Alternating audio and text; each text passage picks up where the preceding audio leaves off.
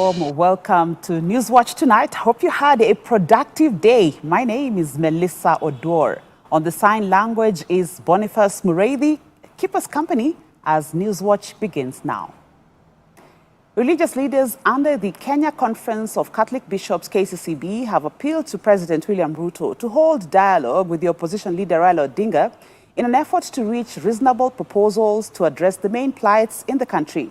Addressing the press, the bishops, led by their chairperson, Reverend Martin Kivuva, urged President Ruto to fulfill his promise to hold talks with his political opponent to resolve the emerging issues.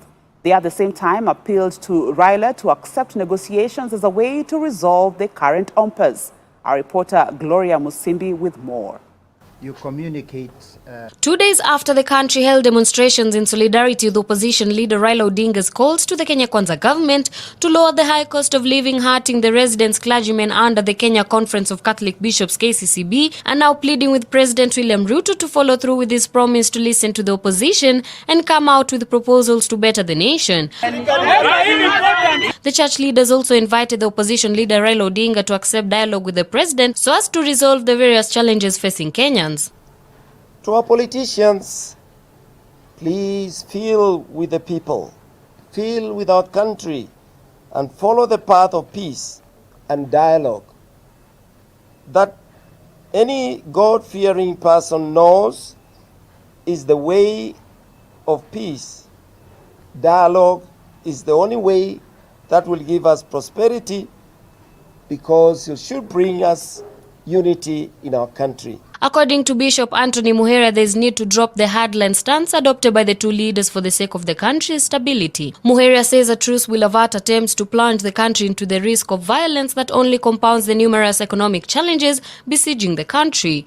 We believe that a sitting dialogue, that by sitting and dialogue can resolve this dangerous standoff. The two need to establish a common ground to address the ills facing the country and restore the sanity we need in our country.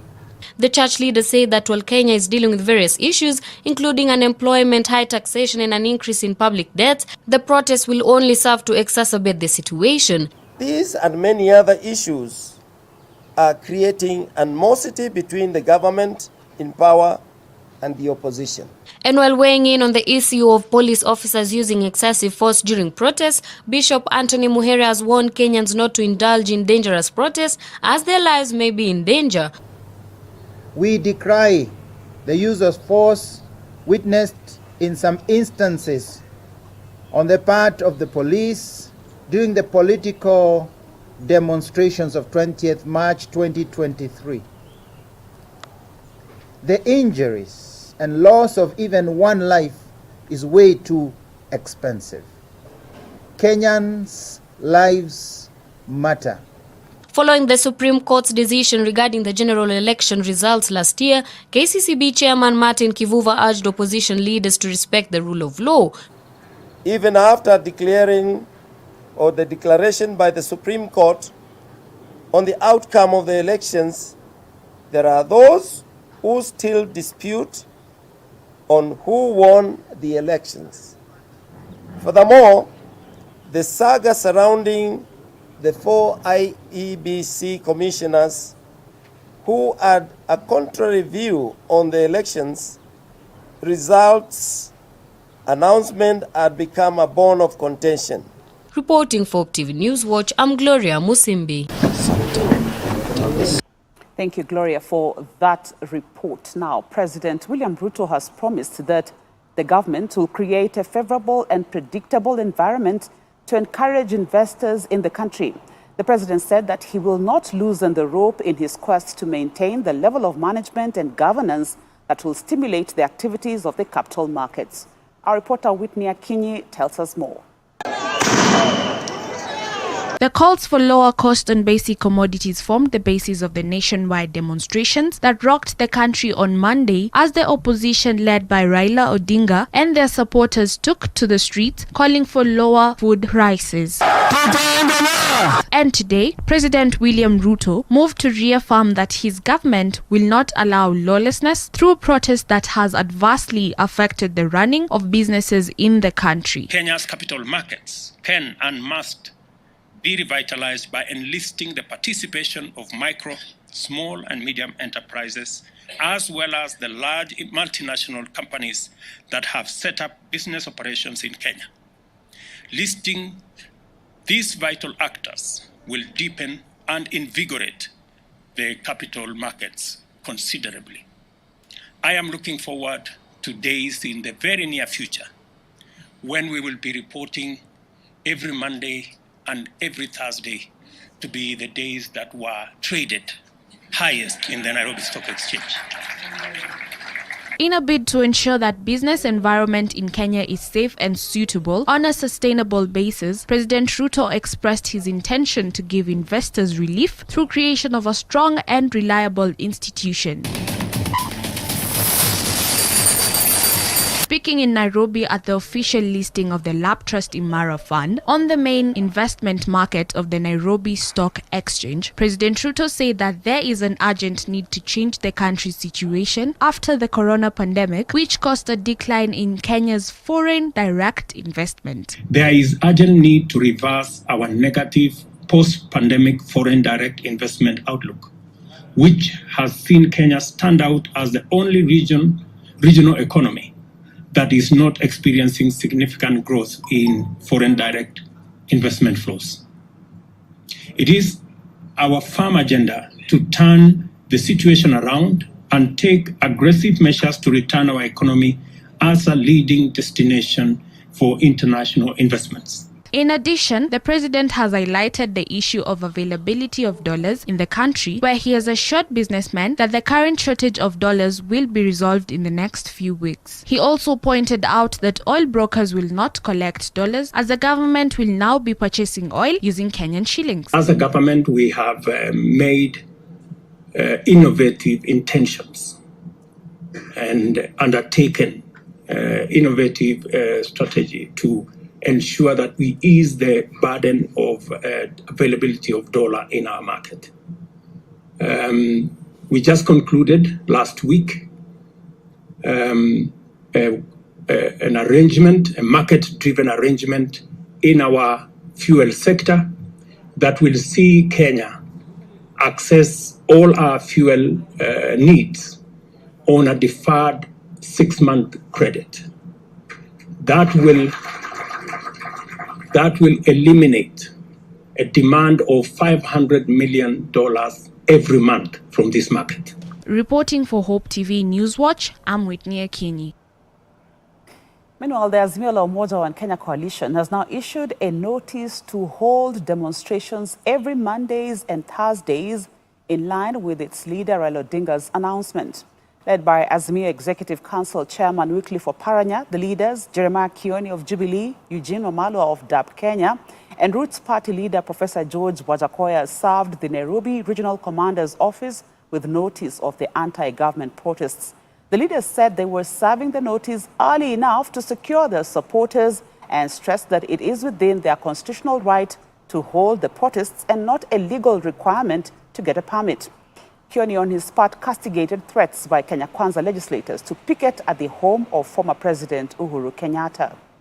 The council of the Azimio met and decided that we will continue with demonstrations next week on Monday and Thursday. Thereafter, we shall be releasing other programs that we will have thereafter. We are not doing this because you require the permit from the police officers for you to hold demonstrations in this country. This is a right given to every Kenyan under the Constitution. And even the fact, if you are not able to serve a notice, it does not take away your right to demonstrate. As you know, there were demonstrations on 20th, not just in Kenya, but in South Africa and other countries. But the difference between our demonstration and the rest was that the police were very brutal. And this is a conversation as we came here to serve Bwana Bungei. Notification of our meetings on Monday and Thursday is a matter we wanted to address with him. It is indicated very clearly who is the regulating officer. The regulating officer of the permits to be issued. And this therefore states very clearly that the order, the regulating officer is the officer commanding or in charge of a police station. It is actually the officer in charge of a police station. At this level of mine, this is a regional command, and whereby we dispense services to the police stations and the rest of the places. So therefore, in this matter related to the issue of Monday protests, it has to be served to the police station. President William Ruto is set to begin a 3-day working tour of South Nyanza region. According to State House spokesperson Hussein Mohammed, the president will be in Kisii and Nyamira and Kuria areas to inspect some development projects and open key roads in the region. The president will also hold several meetings with the people and leaders from the region, even as Education Cabinet Secretary Ezekiel Machogu indicated that the president and his deputy Rigathi Gachagua will grace his Thanksgiving event on Friday. First, to notify you that President William Ruto will tomorrow, 23rd March 2023, begin a 3-day walking tour of Kisii and Nyamira counties and Kuria East and West constituencies. The president will inspect and commission several projects in line with the government's bottom-up economic transformation agenda. During his tour of the region, the president will launch the upgrading of the 33.3-kilometer Gekano-Rigoma Amaboko Road, the upgrading of the Nyabohanse-Kumumwamu Road, and Nyaburu-Oboke-Ragwe roads. President Ruto will also commission the Kagati Water Project in Kisii, and throughout the tour, the working trip, he will hold several meetings with the people, of course, and the leadership of the region. Well, let's take our first short break here on Hope TV Newswatch. When we return, we will look at many other stories making headlines tonight.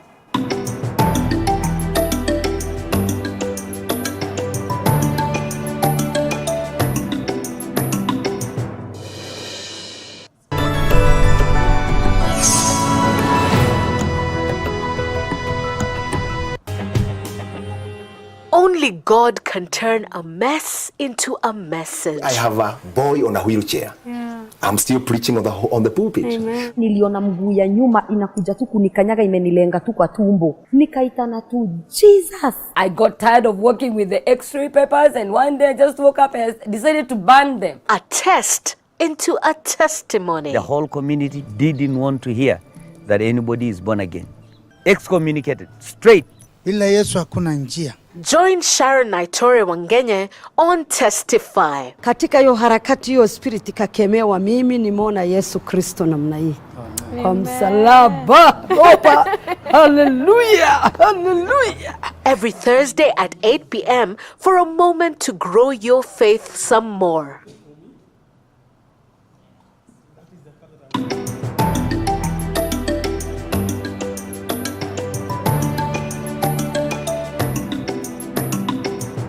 Welcome back. Now, the church has been urged to utilize artificial intelligence in its gospel outreach instead of shunning it. Speaking exclusively to Hope TV this afternoon, Christianity Works Director for Africa, Joseph Kebi, says as new innovations such as ChatGTP emerge, the church will reap big if it utilizes them for research and not considers them with hostility. The emergence of technological advancement has often been met with suspicion and/or hostility by the church, most considering innovations such as social media as conduits through which evil is perpetrated. However, this ought not to be the case. Christianity started. Joseph Kebi, the Africa Director at Christianity Works, says the emergence and current use of artificial intelligence has created a new realm that should be explored by the church. Reality is that AI, I believe, that is not actually thinking for you at this point. You have to feed, like ChatGPT, you have to feed it information, and then it will think through, get some other things, and then put information out that you will read. Now, this is what I say to people. What you read, and it's very true even with the internet, everything you read on the internet is not the gospel. You have to look at it and discern. Is it information accurate or not? So when you put in, for example, AI, write a letter for me about something to my pastor. Maybe AI would draft some sort of information. It will give you a letter.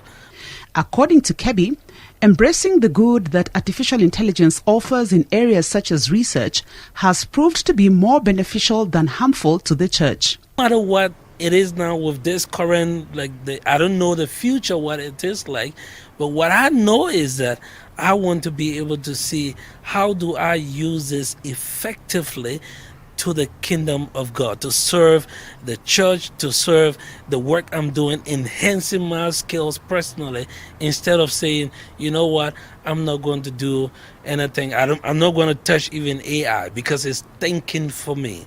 Well, to some extent, it could be, but how do you use that for the advancement of the kingdom? I think that's what the church need to be looking at, because whether we like it or not, it's here. How do we use it to minister to, maybe, who knows, maybe the next thing will be to start chatting with someone online using AI technology, and then bring that person to actually find a local church around them. You never know. How we as Christians look at it is very important. The emergence of the radio GTP has further raised eyebrows on the future of radio, with concerns that this innovation would soon replace the human behind the microphone. However, Kebi says the place of the human element still exists and cannot be replaced. Well, I mean, for some, again, it is scary to think that that some of these things are happening. But think for a minute that the automation systems that we use at the radio station at night, sometimes we load programs and no one is there, right? So those are softwares that actually run the programs. But now it's going to a different new level. So what I think is that, and this is very important, I wrote a post recently and asked the question, is the AI, is it, or radio GPT, is it going to take my job away as a radio presenter? And it's a question that every individual have to ask for themselves, because radio or media work is personal. And if you are not in that space of being personal. As for the church in Africa, the entrance of foreigners such as Chinese who have come to trade and live among the communities should be treated as a new frontier for evangelism, hence the need to find out how best to reach and integrate them in the African church. Working in these people, it is those stories that we are trying to communicate. For Hope TV Newswatch, I'm Melissa Oduor. Well, it's quite a conversation with Christianity Works Director for Africa, Joseph Kebi. To another story now, an exchange of words has characterized both the Senate and the National Assembly as legislators discussed the Monday demonstrations that saw various parts of the country rocked by violent protests and destruction of property. The legislators from both the Kenya Kwanza and the opposition Azimio la Umoja coalitions exchanged blame over the aftermath of the demonstrations called by opposition leader Raila Odinga that led to several arrests and the death of university student William Mayange, and also caused disruption of businesses. For the National Police Service or any person or any other person to proclaim that illegality, the National Police Service and Mr. Sri Bungei has got no authority whatsoever under the Constitution to declare any meeting or any mass action illegal.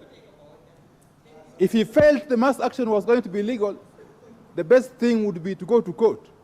The same regime that is now claiming that we cannot be party to what was going on. So in January, that amendment was made. So let him talk on the repealed act by themselves, Honorable Speaker. Proceed, Honorable Kimani Chunga. Honorable Speaker, I hope you replenish that 1 minute wasted on unnecessary things. Because the member for Nyando sat in this house in the 12th Parliament when the IEBC Act that we are talking about to establish a panel was passed in this house. And it is true, it was authored under the handshake regime by none other than Uhuru Kenyatta, the sponsor of Raila Odinga today in the demonstrations. Honorable Speaker, it is also true and a fact of life that in the 13th Parliament, we amended that act in line with the court judgment. And it is so shaming and embarrassing that I saw the Honorable Raila Odinga lying to Kenyans. In Malindi, in Watamu, in the Coast region, we lost revenue. Why? Because of these demonstrations. Today, investors leave this country every day. Honorable Bensuda, followed by Honorable Sioi. The chair has got to be sensitive to the other agenda. Proceed. Thank you so much, Mr. Speaker, sir, for giving me this opportunity to talk. I can see you are now relaxed when Bensouda is on the throne. I'm very glad, and as a teacher, I thought that I would get the motion before it was brought here, so that I restructure it to suit the debate in line with the current status or the situation of this country. Yes. When we are talking about we should stop demonstrations, they are not demonstrations. It is expression of the status of this nation. I want to advise and I want to make my contribution in regard to the Monday 20th peaceful march in exercising the opinion in mind, in action, and what Kenyans are undergoing. Yeah. I want to state, as the woman representative of Homa Bay County, this nation is hungry, and there is no question about it. Yes. Tough conversations there. Now, the ongoing renovation of Embu Stadium is on course in readiness to host this year's Madaraka Day celebrations. According to the project undertakers, the refurbishment work is being carried out by Modern Precast K Limited under the supervision of Kenya Defence Forces, KDF, at a cost of 300 million shillings. Speaking during an inspection tour, KDF Deputy Commander Construction Engineer Colonel Maurice Owende said the work was on schedule towards delivery of the stadium by mid-May. He said most of the foundation work on the main pavilion and the public terraces had been done, and the structures are expected to be completed by end of April. Embu CEC in charge of lands, mining, physical planning, housing and urban development, Raymond Kinyua, said they were satisfied with the progress and confident that the stadium will be completed on time. He said once complete, the stadium will have a seating capacity of 8,700, with the main pavilion for dignitaries having a capacity to hold 1,700 people. So far, all seems to be going on well. The works are on schedule. Our target is by 5th of April, the main pavilion will be already, the framework or the shell will be complete up to the roofing system. Thereafter, our next target would be end of April, where we intend to complete all the structures that are being constructed to make way for the month of May for the facility to be ready for our rehearsals. All the benches that are required for the main pavilion and the eastern terrace are complete. So only the southern terrace benches are now under production, and by end of next week, that phase will be completed of all the benches. You've seen how fast the installations are going on the ground, and indeed, that is what informed the choice of this system for Moi Stadium at Embu. The entire stadium will host a total of 8,700 seating, but it has a potential of having a larger capacity who can utilize the various spaces that have been left. We have we visited this site quite a number of times, and from our technical team, we keep on checking daily progress, and we are glad to say that this is a project that is going to be delivered on time, and we are looking forward to host the Madaraka Day celebrations in this particular venue. Parents and guardians have been urged to prioritize the education of their children over all other social interests. Mombasa UDA politician Ali Hamisi Kitaka says parents should provide the educational needs of their children and consciously fulfill their financial obligations in this respect. He further says secular and religious education will make children grow into responsible citizens, thus contributing to the country's socioeconomic growth. He said children were the country's future leaders and need to be given the necessary care and support to realize their full potential to the benefit of their families and the country at large. Kitaka says education improves social and economic lives of individuals and is urging parents to give the education of their children the attention it deserves. Nawaomba wazazi wote wa Mombasa County ama mahali kokote ambao wananisikia, mtoto yote akisoma dini kwanza huwa anakuwa na imani, anajua hili ni baya, hili ni zuri. Kokote, hata mtoto akiwa ni Mkristo ama ni Muislamu, lakini kidogo akilalia kwa dini huwa anapokuwa na imani. Especially sisi Waislamu, kwa sababu tunajua watoto wakishasoma dini anajua kuna madhambi, nikifanya hichi dhambi, nikosa hichi dhambi. Kwa hiyo watoto wetu wengi wanakosa dini, ndio maana wanakuwa wanaingilia magrupu mabaya, wanavuta unga, wanavuta bangi, kwa sababu mtu anaona muhimu skuli kuliko mambo ya dini ya Mwenyezi Mungu. Yote muhimu, lakini pia mtoto msomeshe dini. To some regional news now, South African opposition leader Julius Malema of the Economic Freedom Fighters EFF movement has distanced his country's demonstrations that coincided with the Kenyan protests called by Azimio la Umoja leader Raila Odinga. Addressing the press, Malema urged Raila to accept the August election outcome that gave William Ruto the presidency and stop what he called part of a tradition of causing instability and uncertainty on African governments. South Africa, together with Tunisia, Senegal, Nigeria and Kenya, held demonstrations on the 20th of March on Monday to call on their respective governments to address the high cost of living among citizens, among other demands. We call on Mr. Raila Odinga to accept the election outcome and not form part of a tradition of causing instability and uncertainty on African governance. Mr. Odinga must humble himself and form part of government that will address the challenges confronting the people of Kenya and not allow history to remember him as an individual who was desperate for power at the cost of the progress of his nation.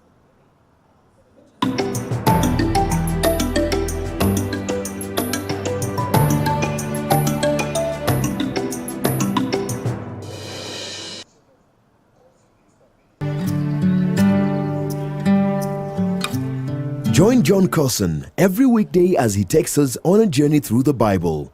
Whoever shall seek to save his life, if you go back to living for yourself, you're going to lose it.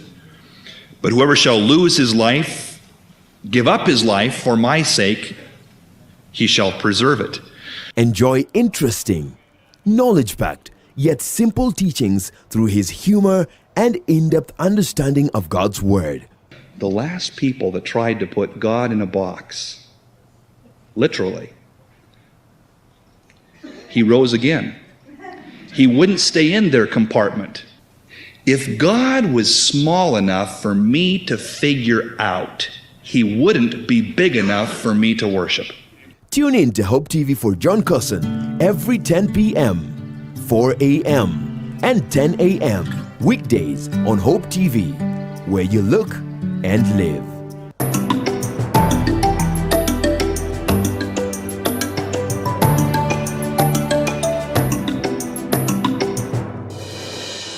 A look at business now. CIC Insurance Group has recorded a profit before tax of 2 billion shillings for the year ended December 2022, compared to the profit before tax of 960 million shillings recorded in 2021, representing a 112% growth.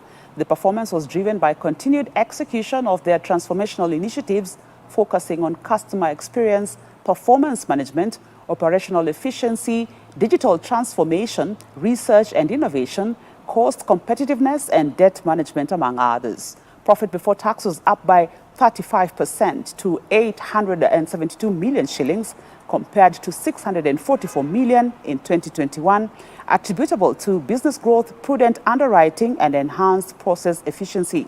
And to maintain the growth trajectory, CIC said it will continue investing in technology to strengthen performance and achieve customer retention in the long term. So clearly, as a business and focusing the future and sustaining our business now into the future, digitization is one of the key focus areas.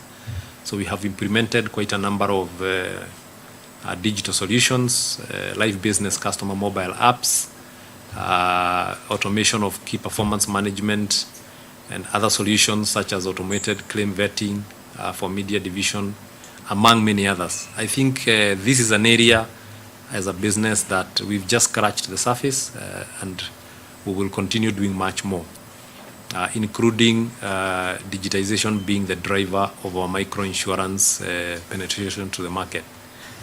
CIC being a cooperatives insurer, in as much as we do business with everybody else, we then have a focus on cooperatives, and this has really driven our business in 2022. We've done a survey to understand the market better, so we're implementing the recommendations out of that survey. We have focused on customer relationships, visitations to our clients, and also making sure products are aligned to their needs. And Diamond Trust Bank DTB has opened 3 new branches located in Babadogo, Kijabe Street, and Kiambu Town, as it intensifies its expansion drive in a bid to bring products and services closer to customers. The opening of the 3 branches pushes DTB Group's branch network to 70 branches in Kenya and 138 across East Africa.